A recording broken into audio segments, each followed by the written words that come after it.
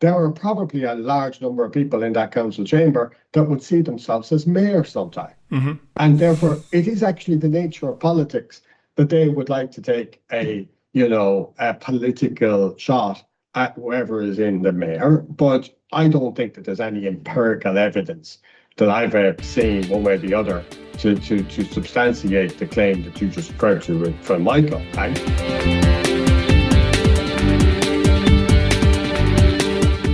This is Here's How, Ireland's political, social and current affairs podcast, presented by William Campbell. Thank you for downloading episode 185 for the 29th of January 2026. Coming up in a few minutes. No big editorial spiel from me today because we have an extended interview with the Mayor of Limerick coming up.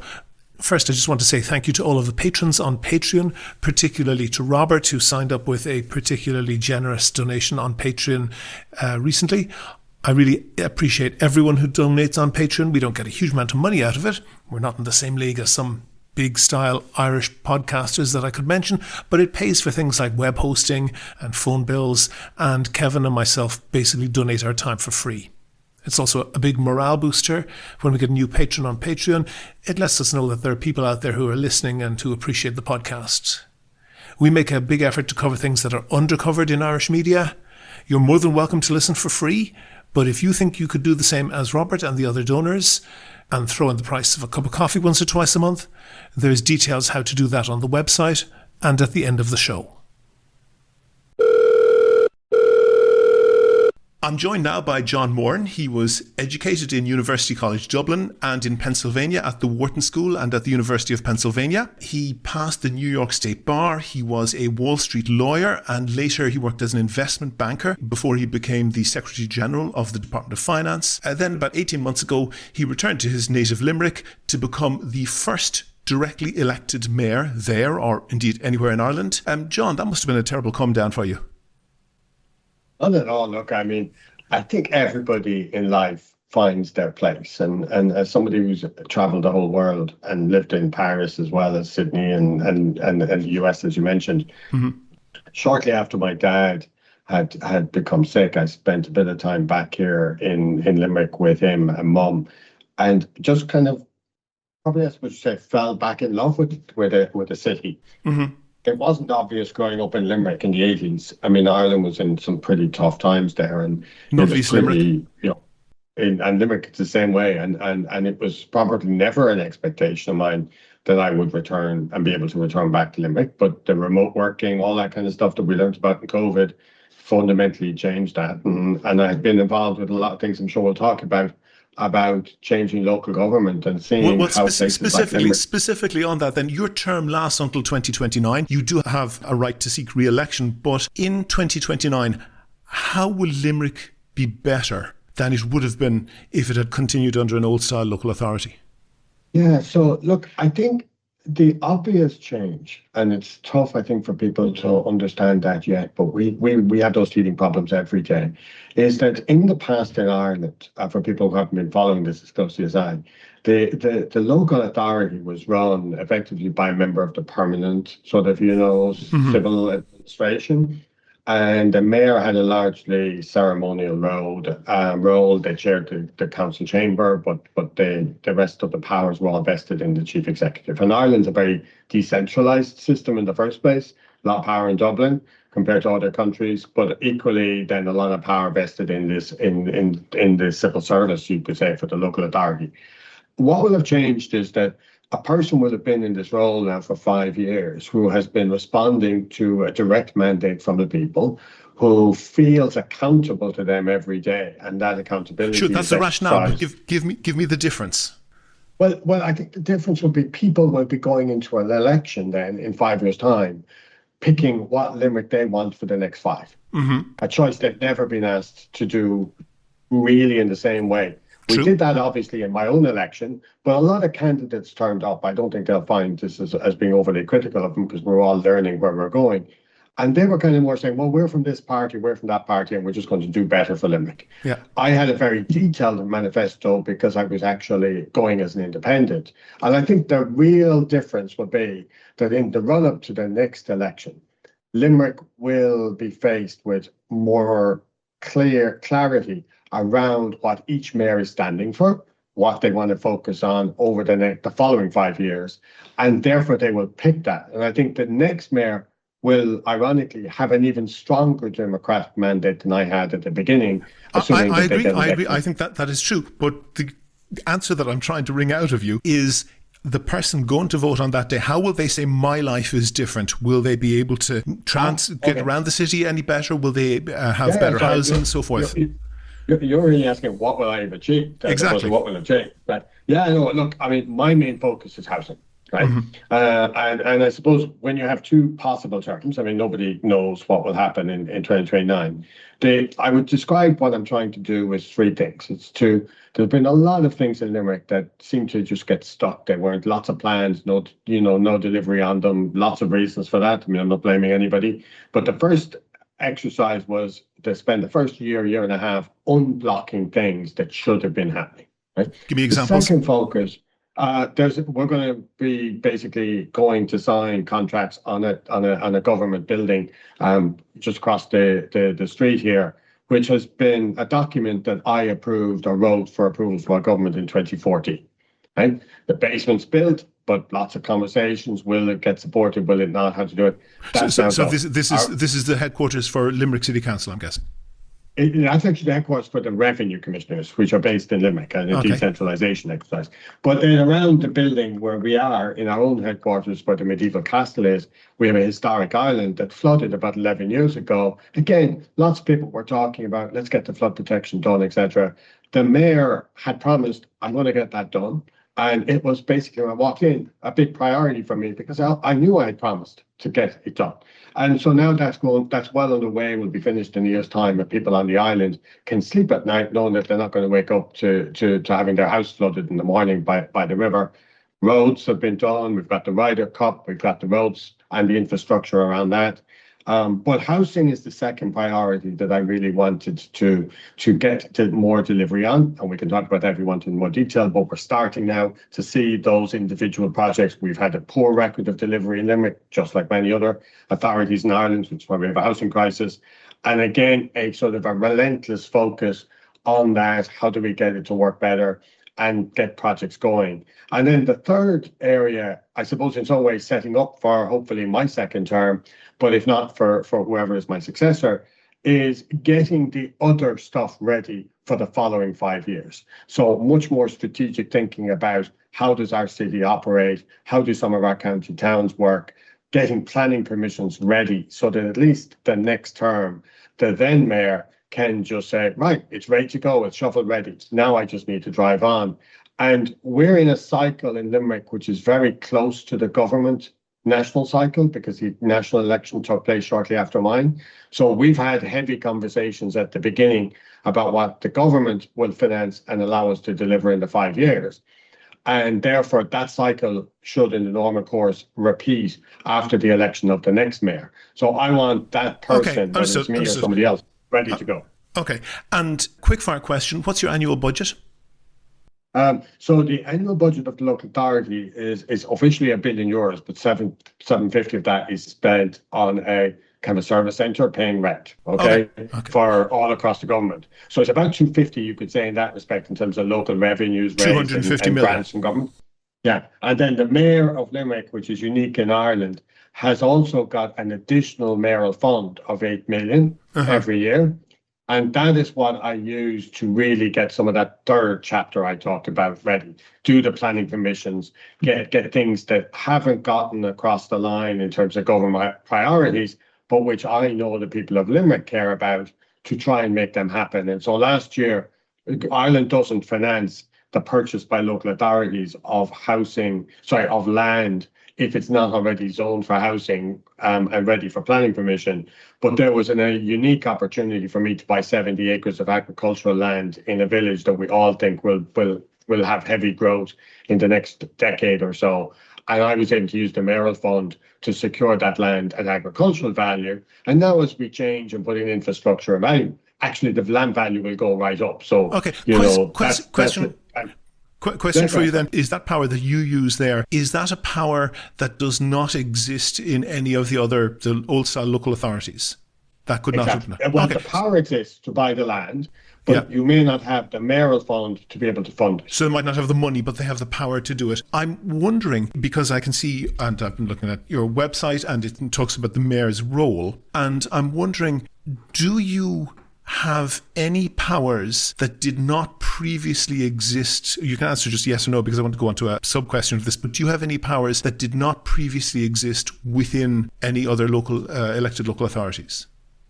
Yes, and the most important one is the interconnection between me and national government. So there's a load of chairing and committees with ministers and agencies that I can chair, and I have a separate power which allows me to ask any minister of government or head of an agency who's working on something related to Limerick to have an early consultation with Limerick. Okay, you will understand that sounds a little bit like that you have the right to talk to people. It sounds, for a layperson, I know if you're in politics that might be different, but for a layperson that sounds a little bit not like a power, just kind of like a talking shop. But having looked at your website, because there's a few things on your website and it talks about the main points of the mayor's role, and the 4 headings that it gives are strategic planning, housing strategy, environment and road transport. So, for example, if you thought, under strategic planning, if you thought that, say, a specific industry would be a good fit for Limerick and should be attracted into Limerick, would you have the power, say, to waive commercial rates as a tax break for that industry to attract it in?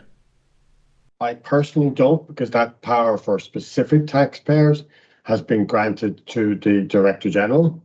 So that's in Dublin, mayor essentially. Basically giving waivers to their friends. Understood. But Limerick could make a decision with the consent of the councillors, for example, on rates, to try and do something. You would basically craft a rebate system back for that sector, right? And I think you've asked me a question I've never researched in advance, but I know that in some situations where buildings are significant investments in the local authority, I'm aware that the local authority previously, without national government approval, has actually decided to give rebates on rents. So it would seem logical that you could do it for everybody in a particular sector as well. Okay. However, our budget is very tight. I wouldn't be rushing to do it too often in case anybody's listening. Understood. Under housing strategy, if you say, for example, we're of the opinion that all or a portion of the budget that's spent on temporary accommodation in Limerick should be switched to building permanent accommodation, would you have the power to redirect those funds? Yes, so that's local, right? But how it works is that the mayor proposes the budget to the councillors. Yeah. Right, so the local council of 40 councillors have a significant number of reserve functions, as we call them, and then one of those is approving the actual budget. So I could decide we're going to move funding from one type of housing to another, and if we were spending that local money here, then I could do that with the consent of the councillors. They would be entitled at the meeting, if politically we have a different perspective on this, they would be entitled to basically push it back. I think that funding for temporary accommodation comes from central government. That's not part of that 1 billion/250 million that you have control over. Would I be correct in saying you couldn't really... and that's what I said. It's that insofar as it's part of our 250 million, that would actually be sort of, largely within our control. But sometimes in that pot, and you've highlighted a really important point, are monies that come into us for a specific purpose. So in the example you gave, there could be funding coming down directly. But specifically on the one, for example, at the last budget, what we agreed and I proposed was that we spend about 10 million at the moment on the provision of temporary accommodation for about 150 people, if I scale it down. Yes, right? so specifically on that, could you say, we're not doing that anymore, that's a waste of money, we're going to build our own houses with that? Well, what we've done is we know that we spend 10% of that locally out of our local budget, 90% comes from central government. I calculated that in order to get some of the housing that we haven't used, that has come back to us as permanent housing, but we haven't got it fixed up to get it back, we could, for several million euros rather than the 10 million, actually have all of those houses retrofitted and ready to go, which would mean that we wouldn't have to spend the other money. And for that, we identified that we will sell some of our existing assets to generate the money to be able to do that. Okay, that would Same outcome with a slightly different route to get there. Okay, but that would reduce the 10% contribution that Limerick City Council makes to that and the 90% contribution that the central government makes to that. You wouldn't be seeing anything out of that 90% of the saving that goes to the central government, am I correct? You're right, but that's why those meetings are really important and those forums. Tis true. On environment, I would point out that they're getting it back and I want it back for a different reason. I understand, and you might have a moral authority to thump the table, but you wouldn't specifically have any legal authority to do that. On environment, if, say, you were of the opinion that increasing the minimum insulation requirements on new buildings in Limerick was a good idea, would you have the power to do that? We don't have the power at the moment, okay? But in the context of a different housing point, we got the government to basically allow us to consider. I'm not going to let you wander off on this, John, because I want to just kind of establish the limits of your power, and I think that's important for people to understand how you are doing, and indeed how well you are doing, the constraints that you're operating under. Road transport is that fourth point. If you were of the opinion that it was appropriate to change the speed limit on a particular road or roads in Limerick, would you have the power to do that?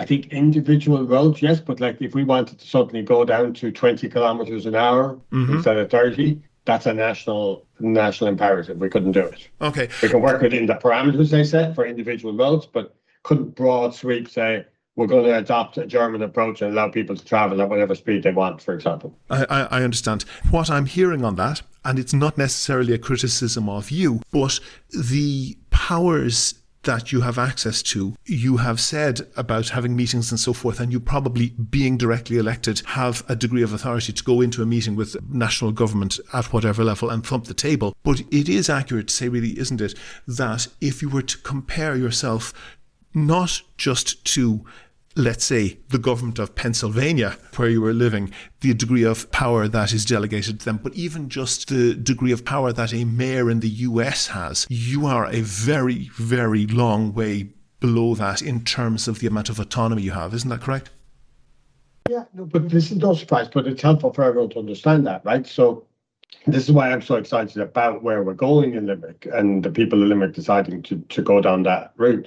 But Ireland is probably, I think, the second most centralized country in Europe in terms of power and decision-making and funding controlled by national governments. Yeah. And the local municipals are more implementers of policy decided elsewhere and have to look for funding for rather small projects, which are then distributed across the country, and you either win or you lose.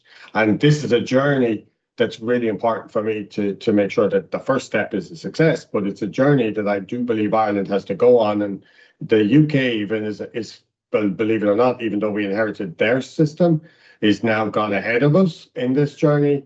The continental European cities that people will be familiar with are way ahead. Mm-hmm. There's no question about the fact that there is more power at the local authorities, whether that is ahead or not. Maybe people will have different opinions, but there's no question that that's true. Well, the civil servants in Dublin probably have one opinion, but I know where I would, and I think the people of Limerick would comment that.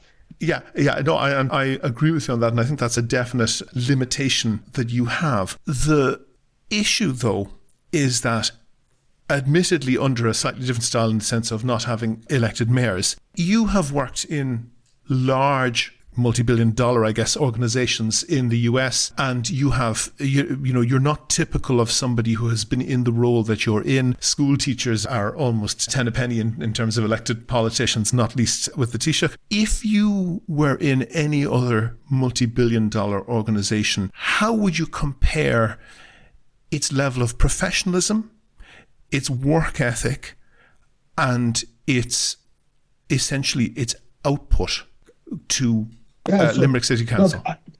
Look, 2 or 3 of those are easy, right? So professionalism, dedication, commitment to an objective, which in this case is the betterment of Limerick. I mean, there's no question about that, right?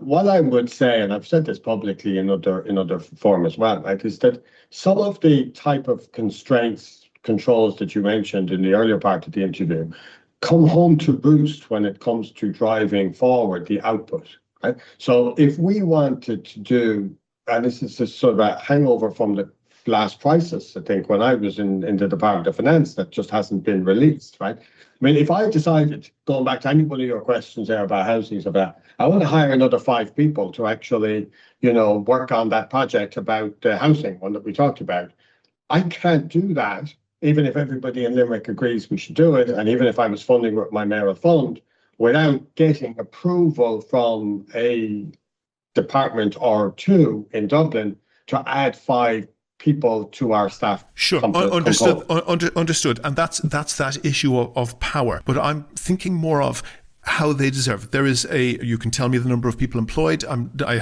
wasn't able to find it, at least very quickly online, in Dublin City Council, in Limerick City Council. Yeah. But my question is the degree of professionalism, competence and work output, comparing it to the Wall Street firms of a similar size that you worked with. How would you say that just the actual operation of the bureaucracy works? Yeah, so look, I mean, you refer to this bureaucracy, right? I think that's the word that people understand. Like, I mean, there are constraints in delivering projects in the public sector that you don't have in the Wall Street firm or the European, the private firm, right? And that has to be understood and taken account. I think what I would love if I had a magic wand in the next 2 or 3 years to do, right, is I would like to be able to approach the authority here and introduce some of the sort of structural changes that we brought in both at the central bank when I was there and in the Department of Finance, and be allowed to heavily invest in the people, both in terms of greater training, the use of technology, particularly, not so much just having a laptop, but, what type of software supports you would have to actually be able to do your day job across different people, right? And that has been, I don't know whether Limerick is any different to other local authorities. I haven't been in other local authorities in Ireland, but that is something that I would consider us to be underinvested in, for sure, right? I think there is a equal, and again, I've said these things, right? I mean, there's an equal lower focus, which is not surprising to me because I saw the same thing in both of the other institutions I worked in Dublin 10 years ago, and under a lower focus here than I would expect to see in other organizations of this size, in what I might term HR, strategic HR, and then helping people through. I'm going to decode what you say there. You say that there is a lower focus in the local authority than compared to other organizations that you worked on strategic HR. Repeat that in layman's language for me. Sorry. Well, what that means is that it tends as an organization to work a lot more in silos because structurally they report to those silos in Dublin. Right? So if you could cut that reporting line a little bit, you could do more local management. But if you decide to bring in a new system, which we're trying to do, about the delivery of the mayoral program, which has lots of different actions, lots of different objectives, there isn't a strategic, there's the group of people working in what I would call HR to help the management and indeed the other officials through that change. And it's sort of a combination of understanding what project management is, how you would go about it, facilitating sessions to work out what you're doing. But there's also a kind of a real human element to that, which is change is difficult for everybody. And managers who haven't been through change haven't got necessarily all of the training to be able to do that. And that's in other organizations where I've merged companies, I've done restructurings, etc. You would have dedicated people whose day job is not necessarily building houses and managing the people through the change. It's actually helping them through the change. Okay. Question. Allow me to question. Allow me to go to a specific question on that. Roughly how many employees in Limerick City Council? If you think about it, it's 1,500. 1,500. Okay. There, right? In an organisation proportional to that on Wall Street or wherever else that you have worked in your very illustrious career, on average of those 1,500, how many every year would be fired? Well, partly to answer that question, right? Well, I guess give me numbers first. Yeah, but give me like I see where you're going, right? But there's also an important power issue here in terms of I'm trying to understand that. So I understand, but I think I have to be able to clarify that before I start answering the question, right? Yes. Which is that the way that the structure of the role was set up, and I'm not saying that this was the way we were advising the government at the time as lobbyists trying to get it across the line, and many opposition parties also made the same point, but the government made their choice, right? When the mayor is elected, they set out the priorities of what they want to achieve. It's put and reflected in the mayor. I understand that, and we will get to that, but I want a number first. In a typical Wall Street organization with 1,500 employees, the answer, right? It would certainly be more than 1%. It would certainly be more than 15%.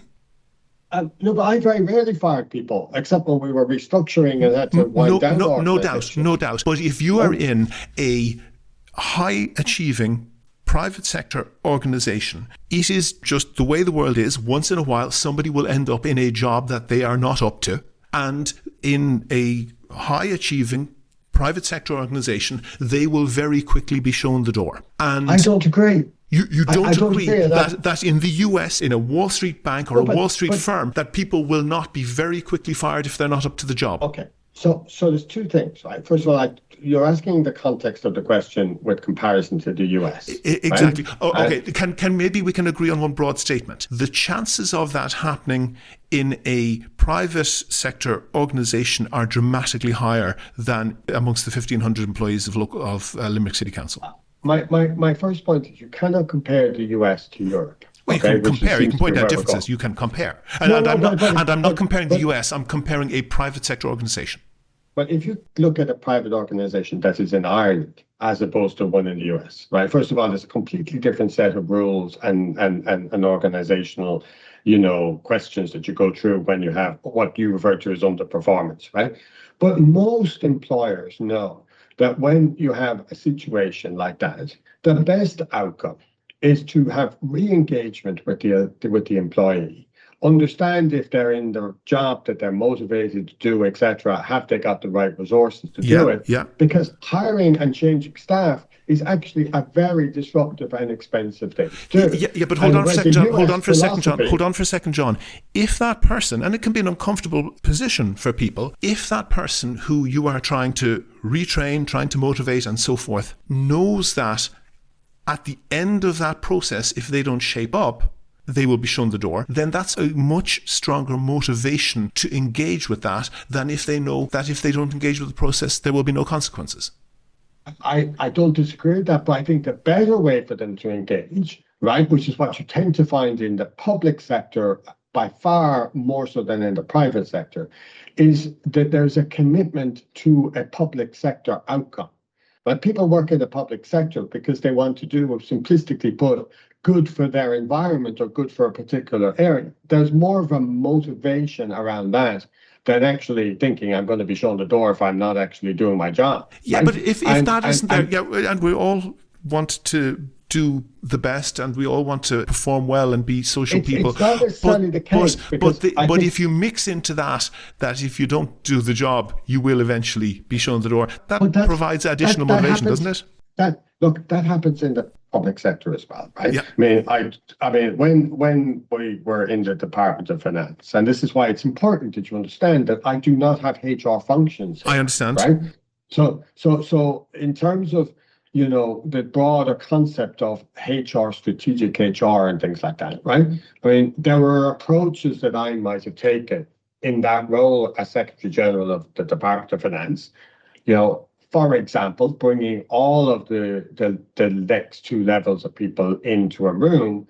And when we had, which you have to do, to rank people as to their relative performances to others in the organization, we did that as a group so that we got comparison right across the organization. That's my approach to it, right? I don't do that here at all, right? So that's what I mean by saying that maybe the approach works well here anyway. But when you compare, which is a more accurate, I think, or productive comparison, rather than this fascination with are we showing people out the door or not, when you compare that, what you found as we went through those by 2 years, I was there about 3, we found that the people who felt that they were working really hard, putting in the extra effort, and needed to be acknowledged to do that, found an acknowledgement of that, as well as having achieved more in their year, because it was measured and everything else. And then the people that just decided, I want to come to work to achieve the purpose, but I'm not looking for a promotion, etc., were also understanding of their role and where they were, and everybody tended to sort of settle into that in a much better way. And we did have people who the first time, especially that we went through this, were not doing what they should have been doing. And what was most impactful about that exercise is that when it was explained to them how that was impacting on their other colleagues, they did actually respond to that. But it was really important that you built that sense of cohesion and purpose among the team. It's an approach. There are probably 100 other managers who would be sitting in the school with me in Warren, and we've evolved, and they all have different approaches. But that's true. That's true. But I want to look at the outcomes. I want to look at the outcomes on that, because amongst local authorities in general, there was previously part of their competence was driver licensing.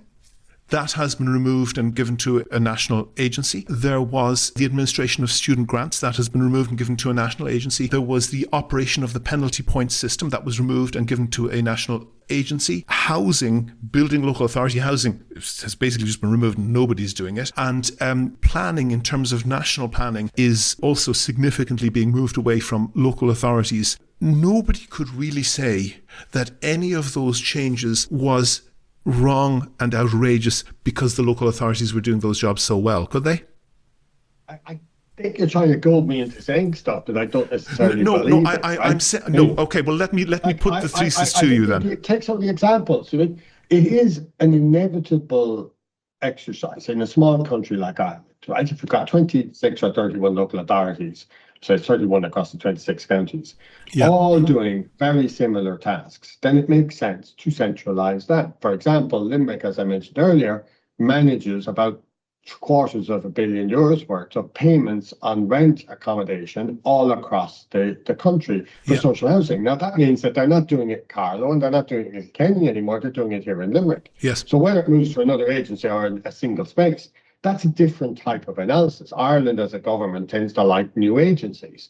You could just as easily have centralised all of the issuing of driver's licenses into a particular local authority and achieved probably the same efficiencies. But they were driving for efficiencies. What has happened in the other side is that local authorities, including sorry, I missed something there. You said, no, sorry, I want to go back to bring you back to know what you were saying. You were saying they were driving for efficiencies. Come on. The administration, for example, of the penalty point system was an absolute disgrace. Well, but I haven't looked at that, right? I understand, but I'm telling you, and there were many scandals. I can believe you, but it's a fairly provocative statement, but I wasn't involved in it, so I don't know. What I'm trying to do to finish the question is to say that the decisions that have been taken have introduced entirely new functions into local authorities, right? Many of which they are best done locally and near the ground and near the people they impact. And economic development, which we talked about earlier, you have to recognise that the record of Limerick, which was one of the first local authorities to take on the task of job creation coming out of the Dell crisis, has been phenomenal, right? Now, I won't try and say that we've been phenomenal in the ability to deliver housing to correspond with that. And we all know that and we acknowledge it. We're trying to find ways to ramp that up in the same way.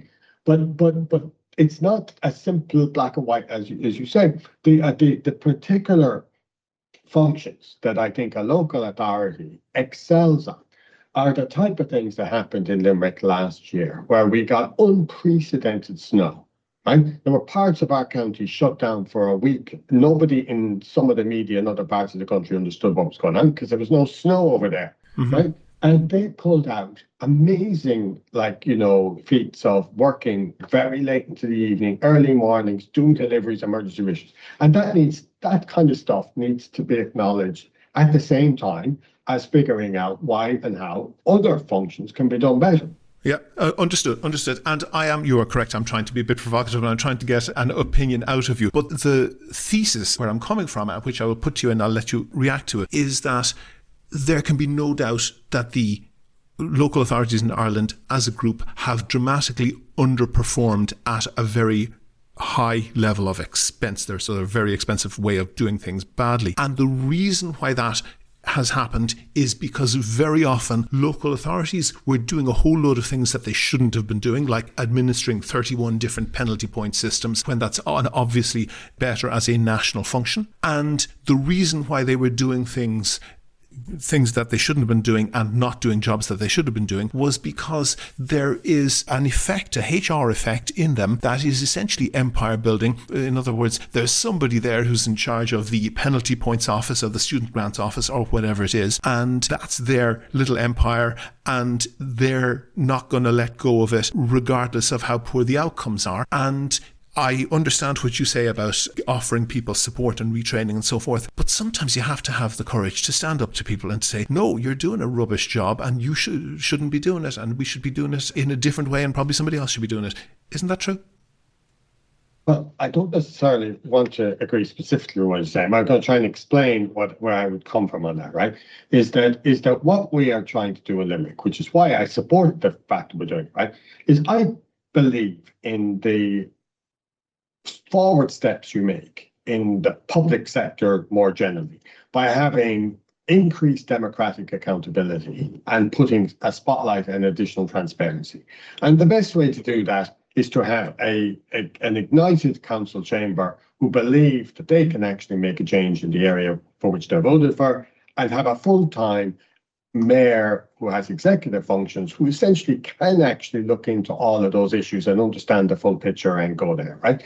But I think it's hard to analyze local authority performance in Ireland without also understanding the constraints under which they operate, both budgetary and in terms of the controls we mentioned earlier, right? And again, that's why, for me, this is hopefully the beginning of a journey, right, in Irish local government.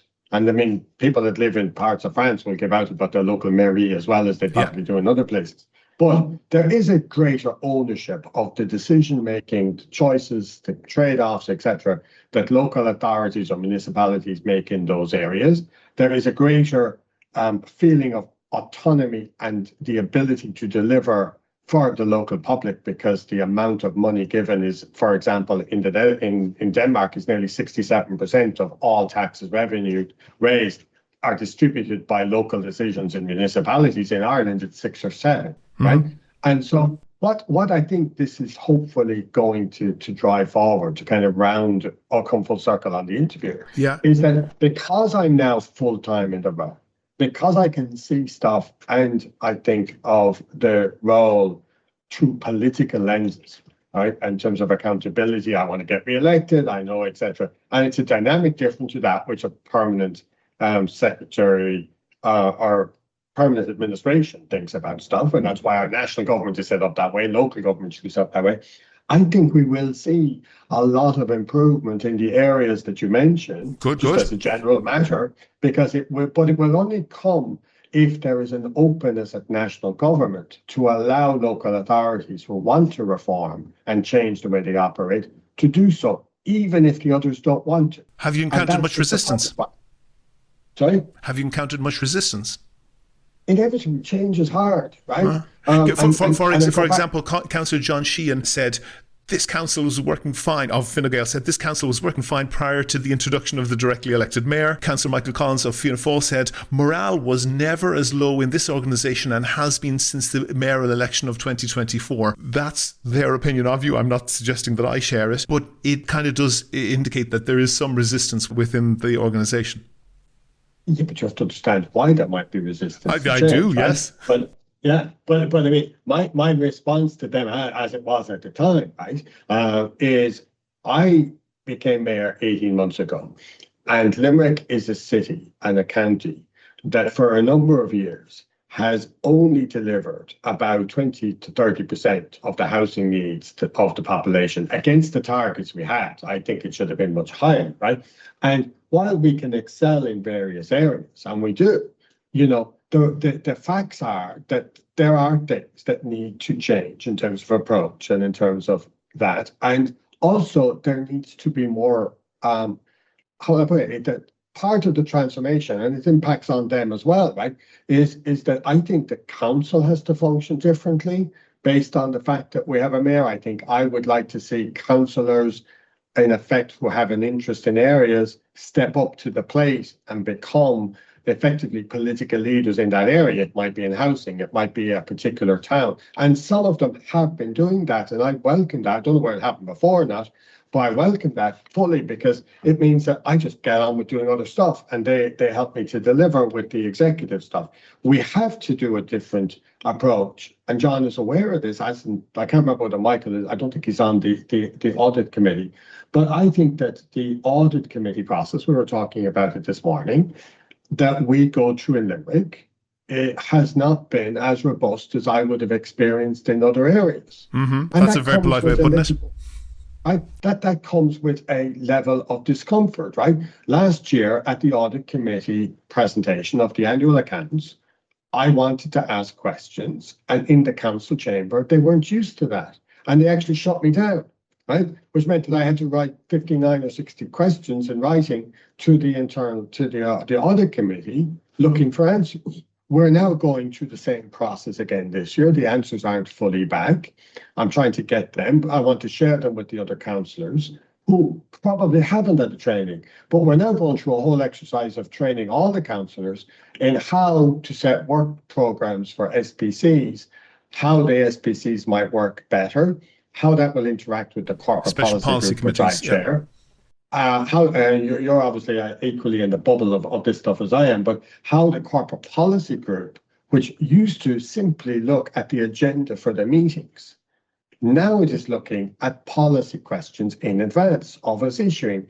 We've issued the new demand analysis that last Monday, and I brought that to the corporate policy group. We had some tough kind of conversations about what direction we should take in the delivery of housing in Limerick and how that could go back to the SPC before coming to the council. So, look, this is an inevitability of change. We have also got, remember, in Limerick, the only local authority, at least in Ireland, and in many ways the government national system is also done differently to here, where the people of Limerick will say to one person who represents all of Limerick, this is the kind of presidential rather than parliamentary, yeah. Yeah, this is kind of the compromise version of Limerick that we want you to deliver. We have a council chamber which is elected with people who represent smaller units of that county. Some also represent different sectors of the population who tend to vote for one party or the other. And more importantly, and I keep pointing this out and I smile every time I say it, there are probably a large number of people in that council chamber that would see themselves as mayor sometime. And therefore, it is actually the nature of politics that they would like to take a political shot at whoever is in the mayor. But I don't think that there's any empirical evidence that I've seen one way or the other to substantiate the claim that you just referred to from Michael, right? But I do know that if you had the transformational HR stuff that I talked about earlier, but it's not my function, and it's Michael that is actually supposed to, as a councillor, I suppose along with me, to ensure Councillor Michael Collins you're talking about, yeah. Michael Collins. It's his job, along with all the councillors, to come through and allocate budget for that if that's something they also think is a good idea or not.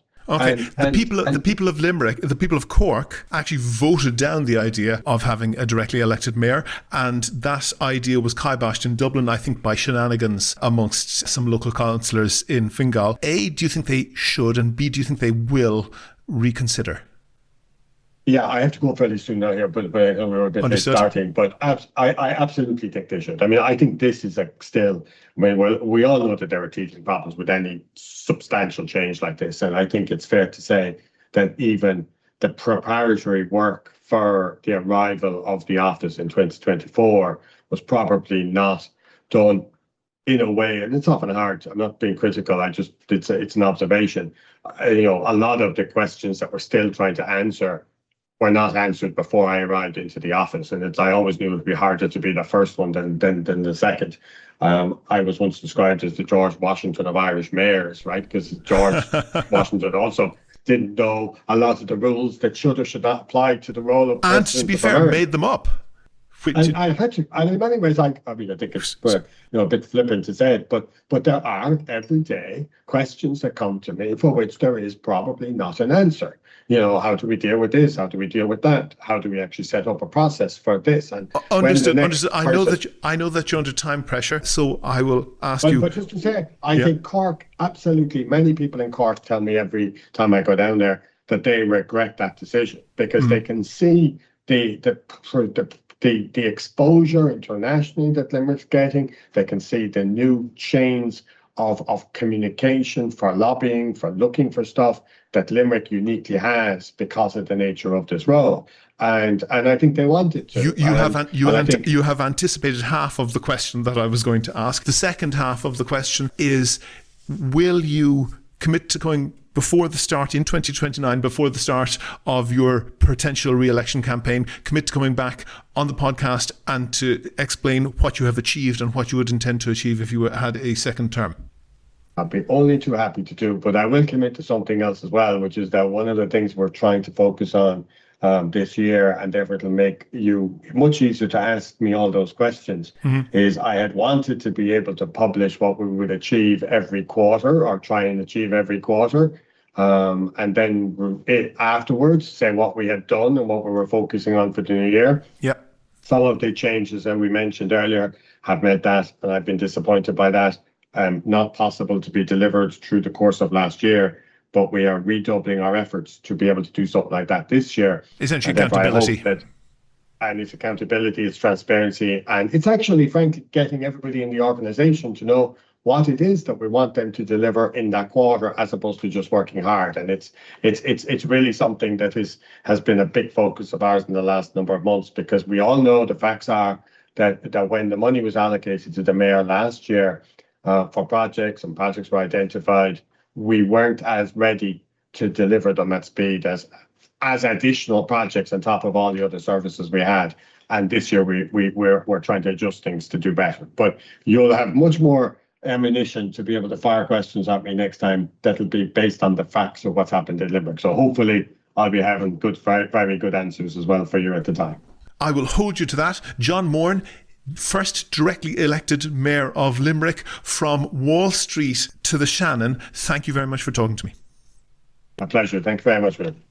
Here's How is Ireland's political, social and current affairs podcast. Go to the website for sources and references from the show. And while you're there, you can like the show on Facebook, follow the show on X Twitter at Here's How Podcast, and follow the Mayor of Limerick at Mayor_Limerick. And get in touch if you want to suggest a guest or topic for a future show.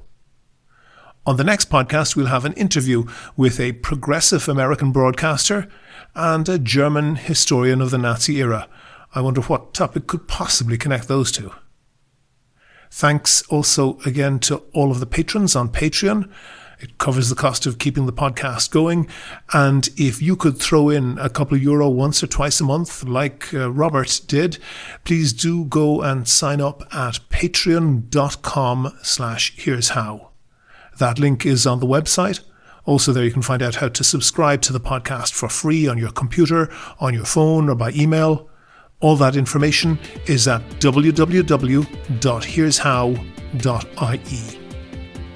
The Here's How podcast is produced and presented by me, William Campbell. The co-producer is Kevin Wolf. Thank you for listening.